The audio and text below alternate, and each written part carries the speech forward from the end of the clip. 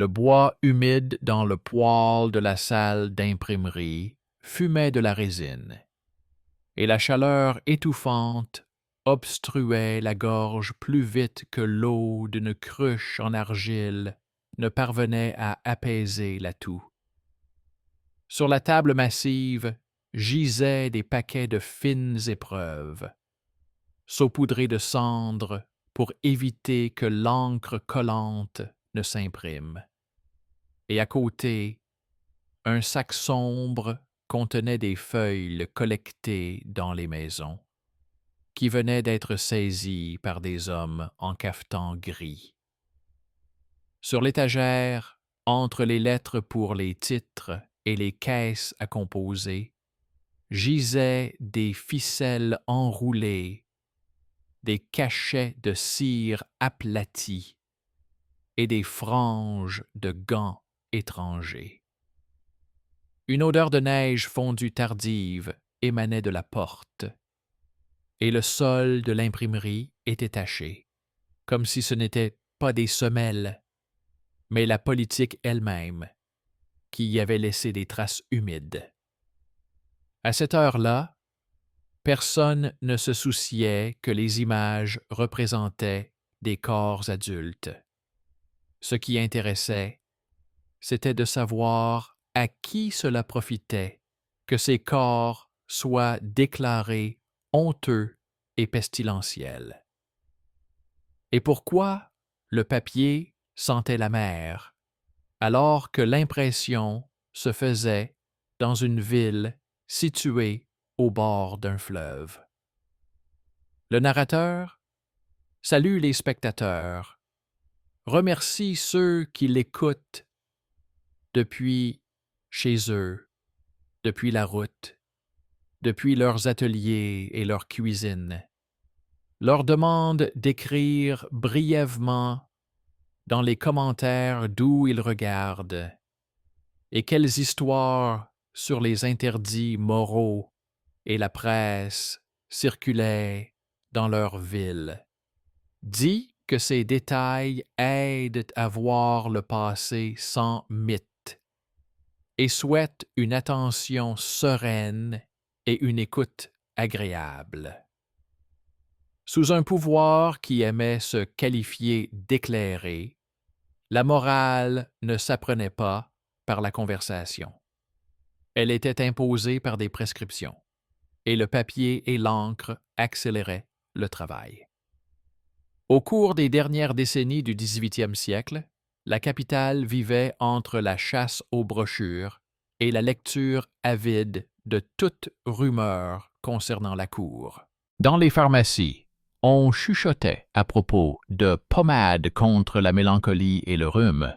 Dans les tavernes, on discutait des nouvelles interdictions. Dans les salons, on collectionnait des albums de gravures promettant la vérité sur les chambres à coucher des personnes de haut rang.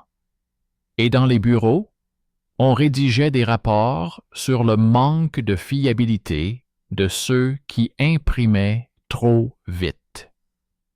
Le mythe affirmait que les scandales étaient avérés et que les mœurs étaient sauvées par le feu et la peur.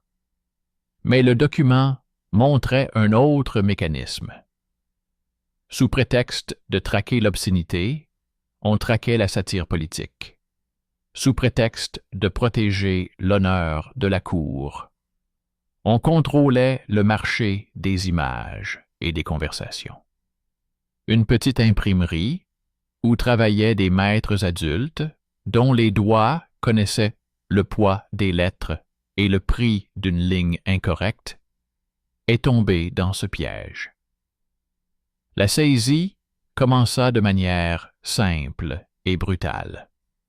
Les hommes en gris traversèrent le couloir froid où séchaient des calendriers et des feuilles de prière, posèrent l'inventaire sur la table et rassemblèrent les piles apportées la veille au soir.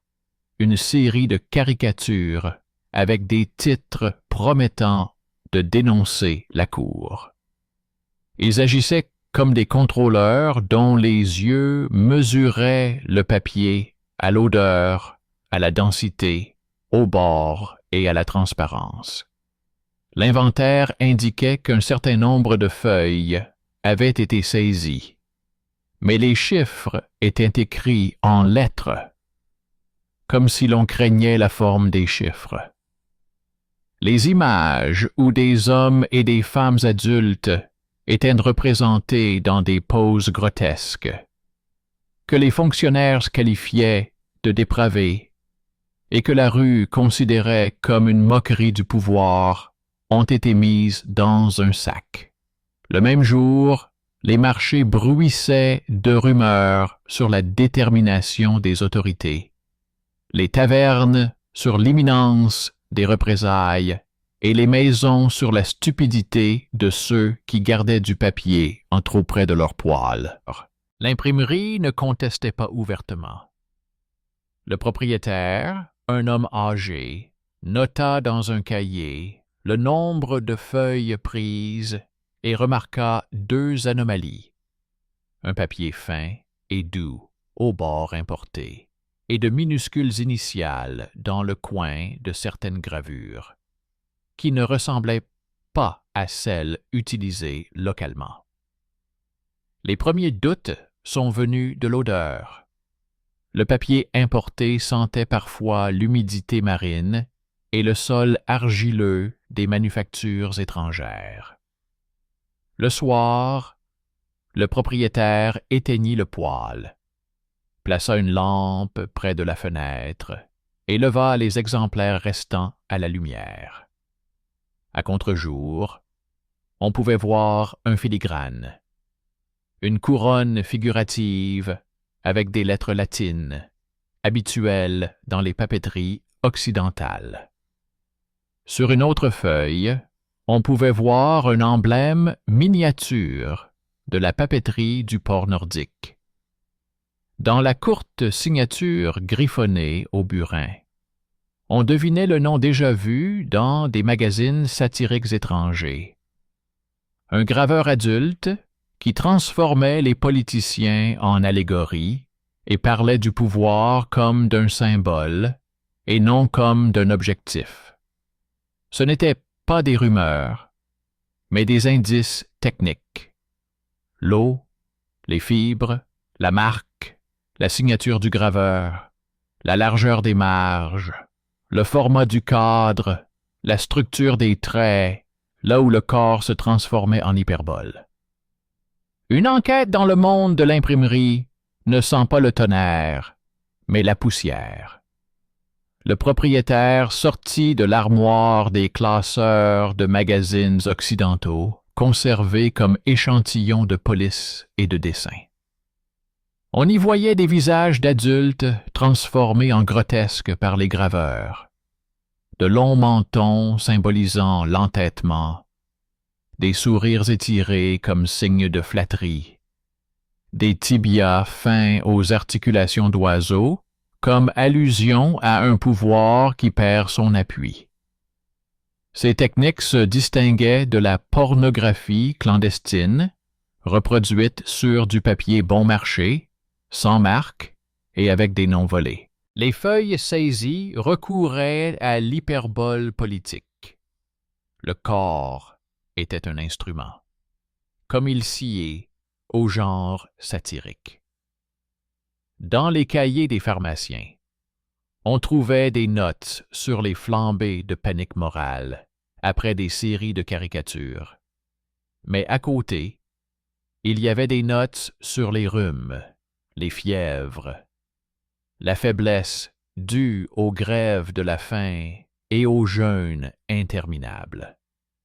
La vie restait difficile, et dans ce contexte, l'image devenait un moyen rapide de désigner comme ennemi celui qui en avait assez. Le matin, l'imprimeur se présenta à l'adresse indiquée dans l'inventaire. On ne lui donna pas d'explication superflue. On se contenta de répéter les formules. Presse nuisible, dessin indécent, atteinte aux mœurs. Il écouta ces formules comme un comptable écoute un montant et tenta de saisir le moment où le document distinguerait le genre de la faute. En parallèle, il envoya son apprenti chez un marchand de papier, un homme mûr et prudent, afin de clarifier l'origine des feuilles fines. Celui-ci fit un signe de tête en direction des ports du Nord et laissa une brève note.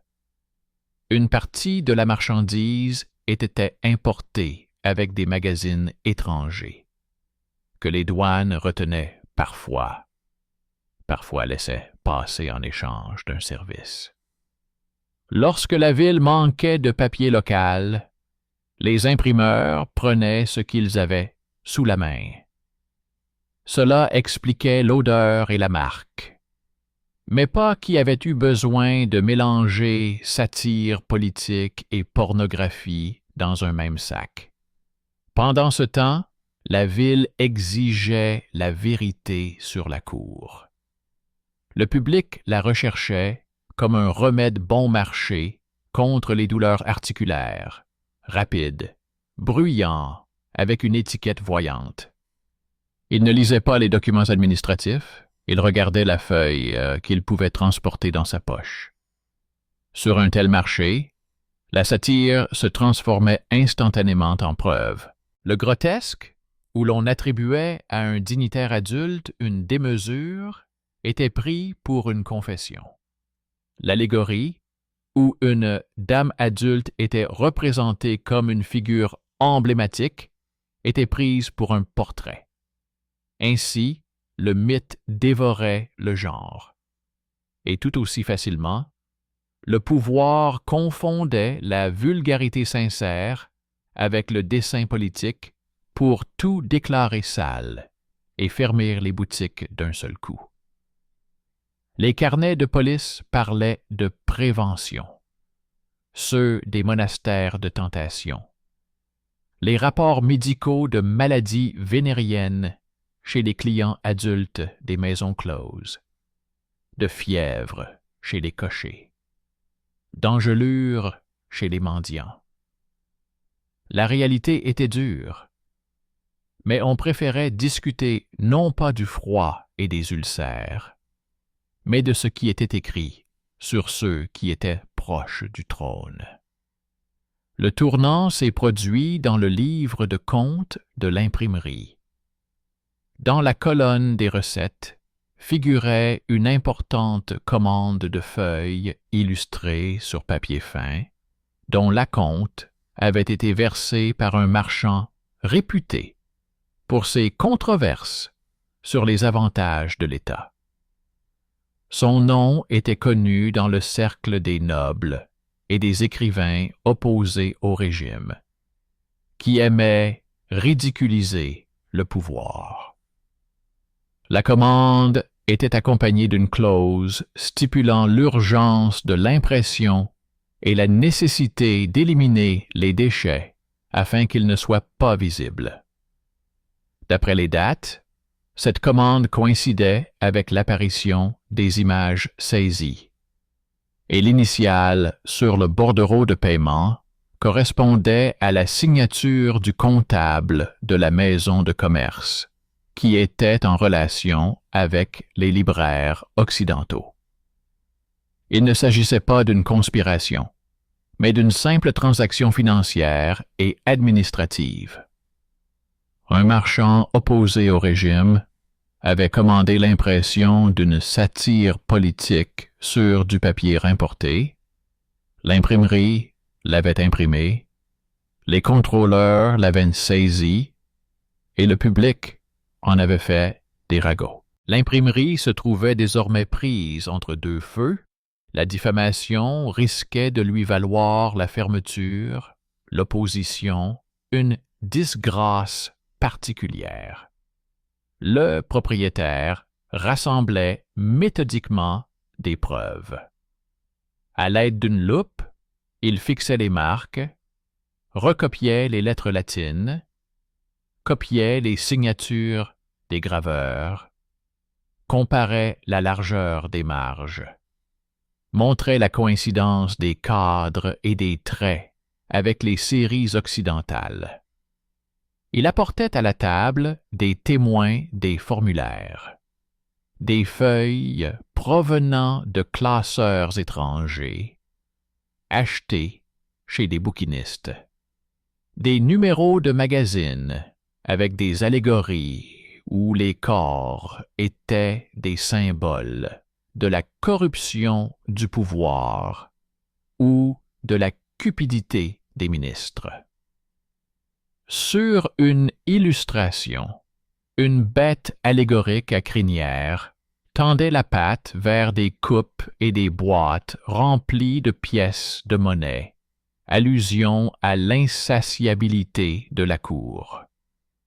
Sur une autre, des personnages adultes, séparés par un paravent, étaient représentés comme deux négociateurs. L'encre soulignait la froideur du regard et les nœuds sur les cordons, allusion à un accord et à son prix.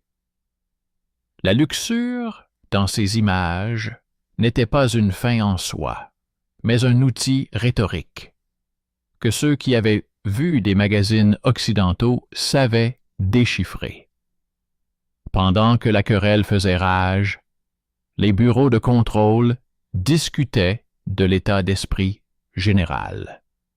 Ils notaient l'augmentation des ventes de feuilles obscènes et exigeaient de renforcer la pression sur les imprimeries, les magasins et les entrepôts. Certains proposaient d'agir avec brutalité, mais c'était risqué.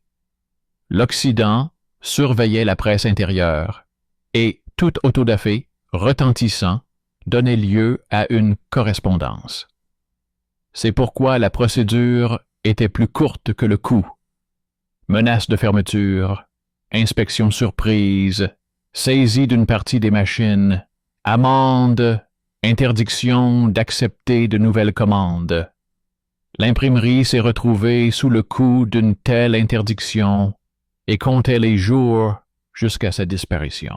Les travailleurs adultes rentraient la nuit dans leur chambre froide, se réchauffaient les mains au-dessus des braises et écoutaient leurs voisins discuter des nouvelles rumeurs. Le médecin du quartier voisin notait dans ses dossiers la toux due à la fumée, les yeux irrités par la suie, l'insomnie professionnelle des imprimeurs. L'aspect physique de la censure se traduisait ainsi. La peur empêchait de dormir, la fumée gâchait la respiration, le froid rendait les articulations raides. Le juriste proposa non pas une émotion, mais une procédure. Exiger une expertise de l'origine du papier et du dessin. Montrer le signe étranger de la fibre. Présenter les signatures des graveurs.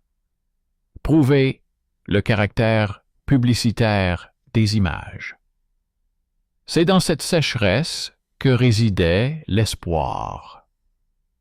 Les tribunaux aimaient distinguer le genre de la faute lorsqu'on leur apportait une analyse. Le marchand opposant a disparu, comme disparaissent ceux qui utilisent la machine et prennent les risques d'autrui. Il ne reste que ses paiements et ses écritures comptables, où les avances passaient par des intermédiaires ayant des relations avec l'Occident. Lors des interrogatoires, cette trace était qualifiée de commerciale et non de politique, car cela était plus rassurant. Mais dans le contexte de la chasse à la saleté, toute trace commerciale devenait une arme. En parallèle, la rue continuait à réclamer la vérité. Dans les salons, on racontait les détails des exécutions des années passées comme une leçon de morale. Dans les tavernes, on appelait à mettre fin à la débauche. Et dans les foires, les vendeurs promettaient à grands cris des images authentiques pour écouler leurs marchandises en papier. Les citadins, adultes et fatigués de l'hiver, achetaient plus volontiers du vif que du gris. Ils avaient mal au dos, le porte-monnaie vide, la poitrine serrée. Et dans cet état, l'image leur procurait un léger soulagement, remplaçant les conversations sur les impôts, les livraisons et les dettes. Les médecins écrivaient sur les fièvres et l'épuisement, mais personne ne lisait ces articles sur les places publiques. On y lisait la signature grossière sous la gravure et on prenait le symbole pour un fait. Le mythe prenait de l'ampleur, le document restait à la traîne. Et pourtant, le document a trouvé une faille. L'expertise du papier s'est avérée ennuyeuse. On a tenu la feuille à la lumière, on a compté les fils dans la fibre, on a comparé le dessin du filigrane avec le catalogue des manufactures importées. Sur les feuilles saisies, on a découvert le signe d'une usine occidentale avec des initiales latines, sous lequel aucune papeterie locale ne travaillait. Les experts, des maîtres artisans adultes de l'atelier, l'ont consigné dans un rapport succinct. Ils ont ensuite vérifié les signatures des graveurs. Sur plusieurs feuilles, on devinait les initiales d'artistes qui publiaient depuis longtemps dans des magazines satiriques étrangers. Et le caractère du trait et la structure des allégories correspondaient, à la loupe, aux modèles approuvés. Il ne s'agissait pas d'une justification de la saleté, mais d'une distinction entre les genres. La satire politique, en tant qu'allégorie, et la pornographie, en tant que produit destiné à exciter, sont deux choses différentes. La première décrit le pouvoir à travers le corps en tant que symbole. La seconde commercialise le corps en tant qu'objectif. Lors de la réunion où le sort de l'imprimerie a été décidé, il n'y a pas eu de discours retentissant. On a feuilleté des feuilles, lu des actes, vérifié des marques. Le représentant du bureau a insisté sur le caractère nuisible. Le représentant de l'atelier a rappelé l'origine du papier. L'avocat a répété que l'absence de signature locale et la présence d'un filigrane étranger dans le lot de magazines indiquaient l'importation du genre satirique et non la production d'obscénités. Les juges étaient des personnes mûres, fatiguées des inondations, des sécheresses et des comptes non réglés. Et le mot « procédure » leur était plus familier que le mot « scandale ». Et pourtant, la foule exigeait la vérité, qu'elle exprimait sous forme de pétition, qu'elle criait dans les magasins, qu'elle murmurait autour des tables de thé. Cette exigence n'était pas une soif de vérité, mais une soif d'explication simple d'une vie complexe. La décision est née d'un compromis. Les feuilles ont été marquées comme satire politique avec indication de leur origine étrangère. Les imprimeries ont été condamnées à une amende pour négligence lors de la commande et ont été temporairement interdites d'accepter des dessins anonymes sur du papier fin importé. La pornographie était toujours interdite et punie, et cela a été noté séparément afin de ne pas confondre à nouveau les genres. La phrase suivante est restée dans le registre.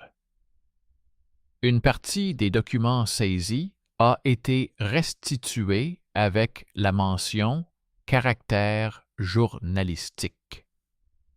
Les boutiques sont devenues plus calmes, non pas parce que tout le monde y croyait, mais parce que le document séparait la satire de l'obscénité et que la chasse à la saleté devait être menée avec plus de prudence. Le mythe des scandales avérés n'a pas disparu. Il s'est transformé en murmure. L'imprimerie a échappé à la fermeture. Les machines ont survécu à l'hiver et au printemps, les artisans sont revenus à des commandes simples. Calendrier, instructions, annonces de livraison de bois et de poissons. Le propriétaire a conservé le dossier contenant les échantillons de caractères et les signatures des graveurs, comme un charpentier conserve son équerre et son fil à plomb. Il comprenait que ce dossier était plus important qu'un discours enflammé. Lorsque les hommes en gris reviendraient, il ne montrerait pas ses émotions, mais sa ligne de conduite. Dans les cours voisines, on continuait à dire qu'il y avait de la corruption au sommet, et ces mots réchauffaient les soirées, car il est plus facile de discuter du lit des autres que de son propre devoir. Le médecin continuait à diagnostiquer les symptômes des adultes qui enduraient les nuits froides et le travail pénible, et écrivait que l'insomnie des imprimeurs était liée non seulement à la fumée et au café, mais aussi à la peur des contrôles. Il n'y a pas de vainqueur ici, seulement des camps divisés, la satire politique d'un côté, la pornographie de l'autre, et entre les deux, la justice et la presse comme instruments de distinction. Le mythe de la véracité des scandales a survécu, mais a perdu le soutien du document. Le document, attestant que les feuilles sont un genre satirique d'origine étrangère, est devenu un soutien pour ceux qui travaillent avec leurs mains plutôt qu'avec leurs cris. Le pouvoir a maintenu l'interdiction de l'obscénité et a renforcé son contrôle habituel, mais il a perdu le bâton pratique qui lui permettait de frapper n'importe quel dessein. Le public n'a pas obtenu la vérité sur la cour, mais un marquage ennuyeux. Mais c'est dans cet ennui que résidait le salut. Il faisait sortir la conversation de la chambre à coucher pour la mener dans la cour de la chancellerie, où le papier sent la poussière et non le feu. Ensuite, tout semblait normal. L'entrepôt recevait à nouveau les pieds fins, mais désormais, chacun était vérifié à la lumière. Les artisans avaient appris à distinguer les fibres, comme un pharmacien distingue les herbes. Les marchands sans nom étaient refoulés à la porte. Les rapports mentionnaient plus souvent l'importation de magazines politiques et des magazines politiques et, à côté, l'amende infligée pour avoir tenté de vendre des publications obscènes sous couvert de satire. Les élèves passaient moins de nuits blanches, mais la peur persistait plus longtemps que la procédure. Dans les ateliers, on a cessé de rire ouvertement du pouvoir et de le craindre à haute voix. Il restait une ligne subtile du métier. Rassembler des faits, séparer les genres, montrer que l'allégorie n'est pas une invitation au vice, mais un moyen de nommer le vice du pouvoir.